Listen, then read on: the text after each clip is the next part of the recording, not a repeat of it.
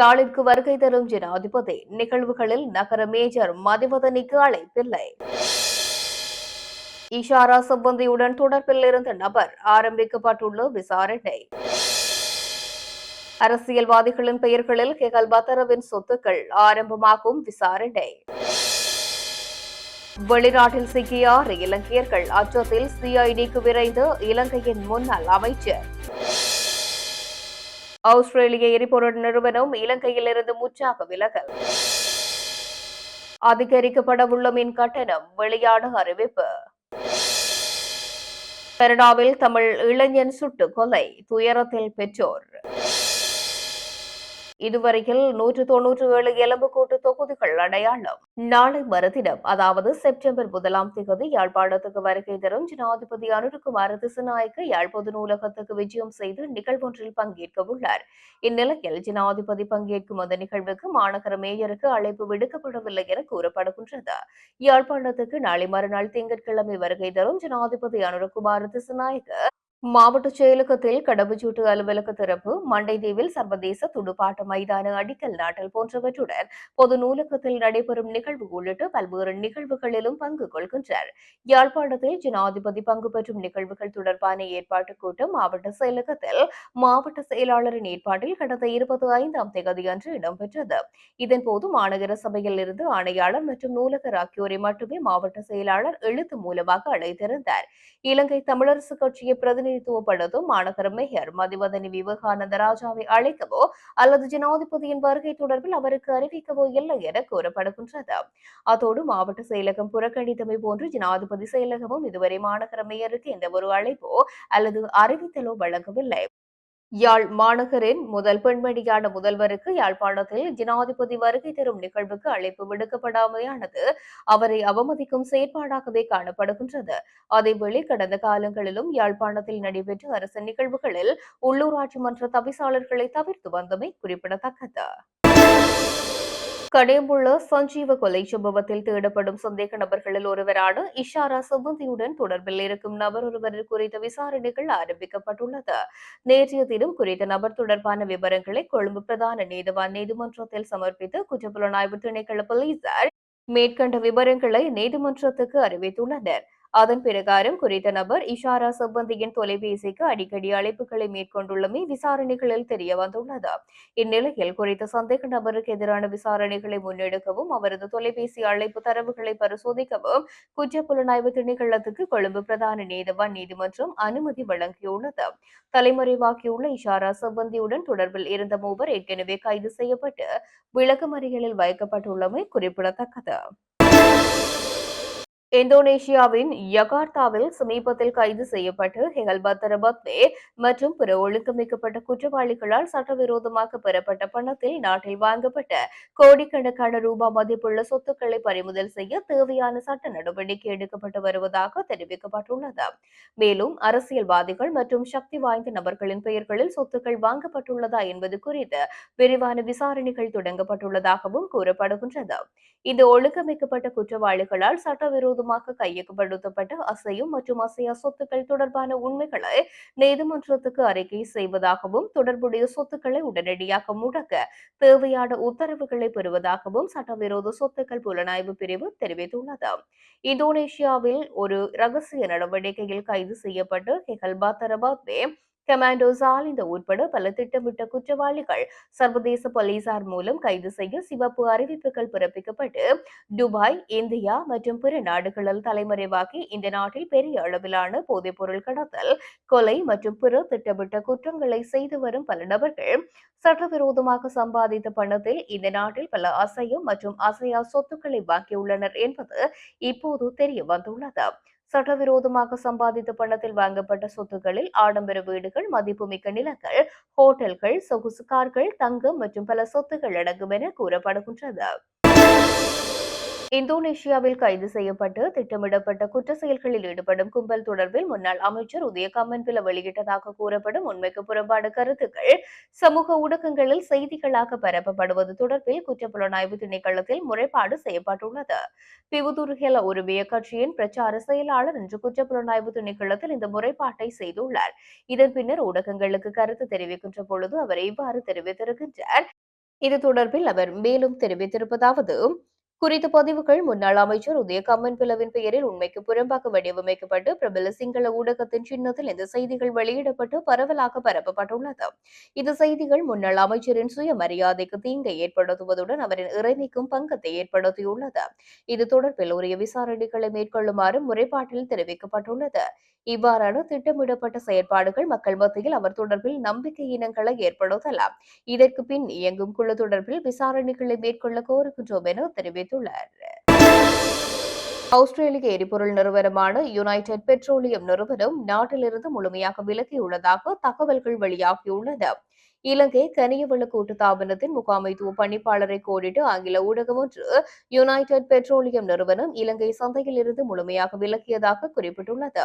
குறித்த நிறுவனம் 3 மாதங்களுக்கு முன்னரே தங்களின் வெளியேறும் முடிவை அறிவித்ததாகவும் குறிப்பிடப்பட்டுள்ளது. எதிர்பார்த்த லாபத்தை அடைவதற்கு இலங்கை சந்தை பொருத்தமாக இல்லை என்பதை கருத்தில் கொண்டு இந்த தீர்மானத்தை மேற்கொண்டதாகவும் குறித்த நிறுவனம் அறியப்படுத்தியுள்ளது. இந்நிலையில் ஆஸ்திரேலிய எரிபொருள் நிறுவன விலகல் பன்முகப்படுத்தப்படுவதற்கான இலங்கையின் திட்டத்துக்கு பின்னடைவை ஏற்படுத்தும் என்று தெரிவிக்கப்படுகின்றது. கனடா ஸ்காப்ரோ டவுன் சென்டர் வணிக வளாகத்தில் நிகழ்ந்த இலங்கை தமிழ் இளைஞனின் மரணம் குறித்த குற்றச்சாட்டுகளை 2 பதின்ம வயதினர்கள் எதிர்கொள்கின்றனர். கடந்த வாரம் வியாழக்கிழமை பிற்பகல் ஸ்காப்ரோ டவுன் சென்டர் வணிக வளாகத்தின் கழிப்பறையில் 19 வயதுடைய ஒருவர் துப்பாக்கியுடன் இறந்த நிலையில் காணப்பட்டதை அடுத்து காவல்துறையினர் விசாரணை நடத்தி வருகின்றனர். வணிக வளாகத்தின் கழிப்பறையில் 19 வயதான இலங்கை தமிழ் இளைஞன் கொலை செய்யப்பட்ட நிலையில் கண்டெடுக்கப்பட்டார். இதில் 2 பதின்ம வயதினர்கள் கைது செய்யப்பட்டு 2ஆம் நிலை கொலை குற்றச்சாட்டுகளை எதிர்கொள்கின்றனர். இளைஞர் குற்றவியல் நீதிச் சட்டத்தின் விதிமுறைகளின் கீழ் பெயரிட முடியாத 17 வயது ஆண் சந்தேக நபர்கள் 2 மீதான குற்றச்சாட்டுகளை காவல்துறையினர் வெள்ளிக்கிழமை அறிவித்தனர். இந்த துப்பாக்கி சூட்டுக்கான காரணம் என்ன என்பது குறித்த விவரங்களை காவல்துறையினர் வெளியிடவில்லை. நீதிமன்றத்தில் கொலை குற்றச்சாட்டுகளை எதிர்கொண்ட இவர்கள் இருவருக்கும் எதிரான குற்றச்சாட்டுகள் நிரூபிக்கப்படவில்லை. மின் கட்டணத்தை அதிகரிக்கப்படும் சாத்தியக்கூறுகள் காணப்படுவதாக மின்சார பயனர் சங்கத்தின் தேசிய செயலாளர் சஞ்சீவ தம்மிக்க தெரிவித்துள்ளார். மின்சார திருத்த சட்டம் ஒப்பந்ததாரர்களுக்கு எளிதான முறையில் திருத்தப்பட்டுள்ளமையினால் மின் கட்டணத்தை அதிகரிக்கும் சாத்தியக்கூறுகள் காணப்படுவதாக அவர் சுட்டிக்காட்டியுள்ளார். இது தொடர்பில் அவர் மேலும் தெரிவிக்கையில், இப்போது மின்சார வாரியம் 4 பகுதிகளாக பிரிக்கப்பட்டுள்ளது. இந்த 4 நிறுவனங்களில் சேர விரும்பாத ஊழியர்கள் வெளியேறுவதற்கான ஒரு அமைப்பு வகுக்கப்பட்டுள்ளது. இது முடிந்ததும் வெளியேறும் ஒவ்வொரு ஊழியருக்கும் சிஇபி 5 மில்லியன் ரூபாய் வரை ஊழியர்களுக்கு இழப்பீடு வழங்கும். சுமார் 5,000 ஊழியர்கள் வெளியேறினால் அவர்கள் 5 மில்லியன் ரூபாய் செலுத்த வேண்டியிருக்கும், அதாவது 2,500 மில்லியன். இந்த அளவு தொகையை ஈடு செய்வதற்கு எதிர்காலத்தில் நுகர்வோரிடம் இருந்து மின் கட்டணங்கள் மூலம் இதனை அறவிட திட்டங்கள் இருக்கலாம். எனவே பணி நீக்கம் செய்யப்படும் ஊழியர்களுக்கு ஈடு செய்ய மின்சார கட்டணங்கள் அதிகரிக்கப்படாது என்ற உத்தரவாதத்தை அரசாங்கத்திடம் நாங்கள் கோருகின்றோம் என அவர் தெரிவித்துள்ளார். செம்மணி மனித புதைக்குழியிலிருந்து இன்றைய தினம் சனிக்கிழமை 6 எலும்புக்கூட்டு தொகுதிகள் முற்றாக அகழ்ந்தெடுக்கப்பட்டுள்ள நிலையில் மேலும் 10 எலும்புக்கூடுகள் அடையாளம் காணப்பட்டுள்ளது. செம்மணி மனித புதைக்குழியின் 2ஆம் கட்டத்தின் 3ஆம் பகுதி அகழ்வு பணிகள் கடந்த திங்கட்கிழமை ஆரம்பிக்கப்பட்ட நிலையில் இன்றைய தினம் சனிக்கிழமை 6வது நாளாக முன்னெடுக்கப்படுகின்றது. செம்மணி மனித புதைக்குழியின் 2ஆம் கட்ட அகழ்வு பணிகளுக்காக நீதிமன்றம் 45 நாட்கள் அனுமதி வழங்கியுள்ள நிலையில் இன்றைய தினமும் குறித்த அகழ்வு பணிகளானது முன்னெடுக்கப்பட்டது. இதுவரையில் அங்கிருந்து 197 எலும்புக்கூட்டு தொகுதிகள் அடையாளம் காணப்பட்டுள்ளமை குறிப்பிடத்தக்கது.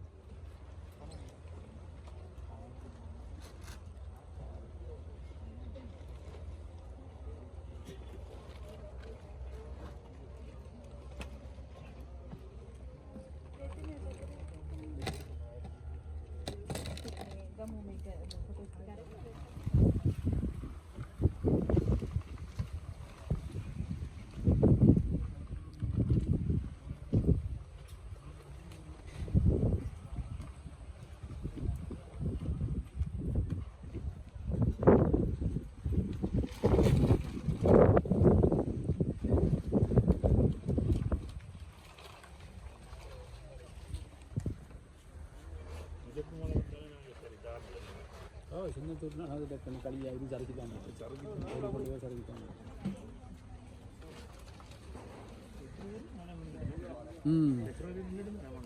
சிந்துபாத்தி மனித புதகுழி வழக்கு இன்று யாழ் நீதவான் ஏஇ ஆனந்தராஜா அவர்களால் எடுத்துக்கொள்ளப்பட்டது. இன்று 38ஆம் நாள் அகழ்பணியின் போது 10 மனித எச்சங்கள் அடையாளப்படுத்தப்பட்டு அதில் 6 அகழ்ந்தெடுக்கப்பட்டது. மொத்தமாக 197 மனித எச்சங்கள் இதுவரை அடையாளம் காணப்பட்டு.